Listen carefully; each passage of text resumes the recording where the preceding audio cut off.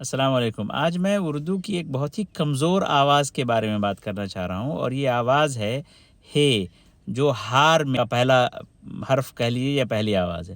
اس کو کمزور اس لیے میں کہہ رہا ہوں کہ یہ مختلف زبانوں کی تاریخ میں ہے کا ختم ہونا بہت ساری زبانوں میں پایا گیا ہے۔ جیسے اگر انگریزی میں آپ دیکھ لیں تو ہرب یا ہیومن بہت ساری بولیوں میں، انگریزی کی بولیوں میں یہ ایومن اور ارب ہو گیا ہے، یعنی ہے کا تلفظ بالکل ختم ہو گیا ہے۔ اسٹینڈرڈ انگریزی جو ہے اس میں بھی بہت سارے الفاظ میں ختم ہو گیا، جیسے آنر ہم لکھتے ہیں HONOR، ایک زمانے میں ایچ جو تھا وہ ہے اس کا تلفظ ہوتا تھا لیکن ختم ہو گیا۔ اردو میں بھی ایسا ہی ہوا ہے، جیسے اگر آپ دیکھیں اردو کی آوازیں چاہیے میں جو ہے تو جب ہم روانی سے بولتے ہیں تو وہ چاہیے نہیں بولتے، ہم چاہیے۔ اسی بنیاد پر ایک نام ہے ماہرہ خان، پاکستان کی ایک ایکٹریس ہیں غالباً، ان کو اردو میں اخباروں نے ماہرہ خان لکھنا بھی شروع کر دیا ہے حمزے کے ساتھ، جبکہ وہ اصل لفظ جو ہے وہ ماہرہ خان ہے سے لکھا جانا چاہیے تھا۔ اس کی وجہ یہ ہے کہ جو لوگ لکھ رہے ہیں وہ تلفظ کو بنیاد بنا کر لکھ رہے ہیں، نہ کہ تحریر کو بنیاد بنا کر لکھ رہے ہیں۔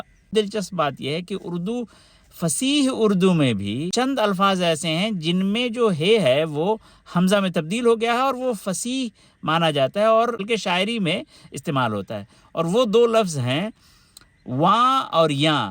یہ جو واں اور یاں ہے یہ وہاں اور یہاں کی ہی مخفف شکل ہے، جو ہے کے ختم ہونے کے ساتھ وہاں جو ہے وہ تبدیل ہو کر واں ہو گیا ہے اور یہاں تبدیل ہو کر یاں ہو گیا ہے۔ یاں دل میں خیال اور ہے واں مد نظر اور، یاں دل میں خیال اور ہے واں مد نظر اور، ہے حال طبیعت کا ادھر اور ادھر اور۔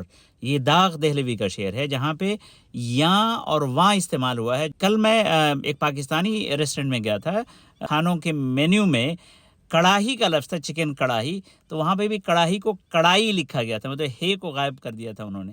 وہ تلفظ میں ہے آتا نہیں ہے اکثر و بیشتر، خاص طور پہ جب بیچ میں ہو، انہوں نے وہ تلفظ کی بنیاد پہ ہی ان الفاظ کو کڑائی لکھ دیا ہے۔ تو ماہرہ خان اور چکن کڑائی میں ایک نسبت ہے۔ ان لفظوں کا خیال رکھیے، ان کے املا کا خیال رکھیے اور ان کے معنی کا بھی خیال رکھیے۔